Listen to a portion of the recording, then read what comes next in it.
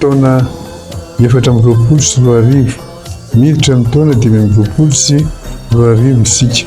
Voalohany teny dia misaoran'Andriamanitra hitahinatsika rehetra ka velonaina sy matsara amin'izao fiandanany tombaovao zao dia mirary tombaovao sambatra ho antsika ary indrindra mirary fahombiazana amin'ireo zanaka mamparatsika na ny any tokantrano zany na ny aty am-pianarana.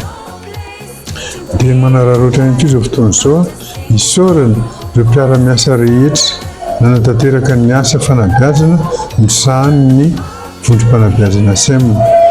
Tsapa tokoa ny ezaka nataonareo na teo amin'ny lafiny pédagogique zany fampitana fahalalana, na teo amin'ny lafiny famolavolana olo-kendry tamin'ny alalan'ny fanabeazana izay nivoizinareo.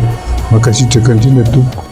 Makasitraka anareo ray aman-dreny ihany koa satria raha tsy tao ianareo nanampy anay tamin'ny alalan'ny fanohanana ny zanakareo sy fanomezana azy ireo ny fitaovana ilaina mba azony miatrika ny fianarana dia tsy ho tafita, tsy ho tratra ny tanjona izay mikendrenay ka izay indrindra isaoranareo ray aman-dreny.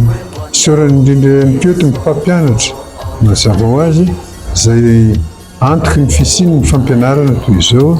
Makasitraka indrindra tompoko ny tompo manakarepasoavana omba sy tahanareo mandrakariva.